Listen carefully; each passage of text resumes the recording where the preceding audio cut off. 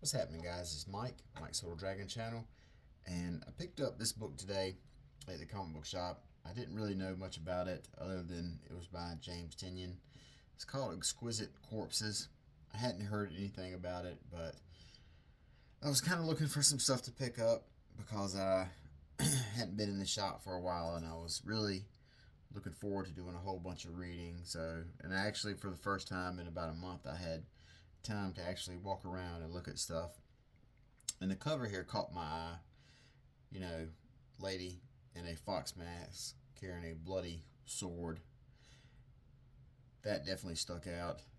The way that the title here, I guess you would call it font or whatever, Exquisite Corpses, how that's written out, that kind of stood out to me. So I definitely picked it up, decided to take a look at it, give it a shot, and I'm glad I did. James Tynion wrote this, and this is on his, I'm going to say his Tiny Onion label. And one of the things I always am kind of, not really, I don't want to say critical about Tynion is he constantly keeps launching books.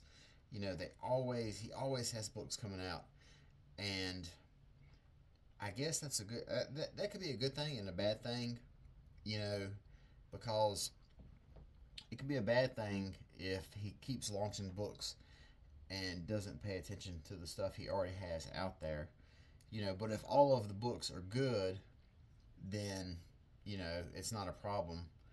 But so I picked this one up, and it's $4.99. It's a really thick book, as you can see. There's no ads in here. I want to say I counted it off, and it's about 30 pages. So that's definitely a good bang for your buck right here. But I'll go ahead and give you a brief rundown of what happens in this issue. It starts off, it's very mysterious with, the sheriff having a conversation with basically the local gas station attendant. The sheriff meets this guy here on the edge of town, takes a suitcase full of money, and then leaves. But then we get to the real meat of the story. And basically what the gist of it is we meet these people, and this lady here that we meet, she gives all the breakdown to the origin and basically sets up what the story is all about. She says it right here, in 1775, the 13 richest families in America took the reins of power from their counterparts across the Atlantic. They have ruled this country from the shadows ever since. What you know as history is fiction, performed for the masses. My family once ruled Massachusetts. That's as good as you'll get for a name for me, by the way. Cheers. And so then we get to what the point of the story is. Every 5 years we play a game on Halloween. It starts the year before.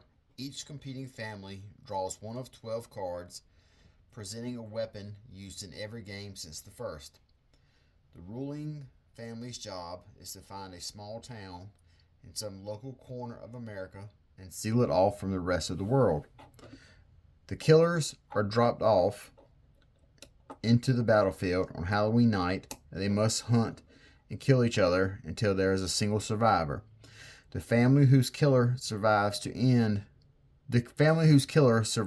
end rules America into the next game. So basically what you have is 13 families. Each one represents the original colonies. And each family has a representative to do battle. And so, like for instance, right here, we have this guy. He is representing Rhode Island. His champion, for lack of a better term, is someone that is proficient with a rope. It's this character right here called Recluse. Here is the representative of North Carolina. Their weapon is the hammer. And this is who their champion is, Leopold Strong. and etc. And that's all this first issue is basically introducing all 13 of these killers, and kind of gives you a little bit of introduction to the small town setting. And so all 13 of these champions here are going to enter the town, and it's last man standing, and then that champion's state gets to rule the United States for the next 5 years. So for instance, if North Carolina here wins, then North Carolina, their representative of the state, is going to call the shots for the United States for the next 5 years. And then you have a couple characters right here who are not part of the families. They're just locals inside the town. And so they'll be, you know, the ones who are trying to survive amongst all this carnage, so to speak. But it's a really cool concept. It's a really cool book. I enjoyed it.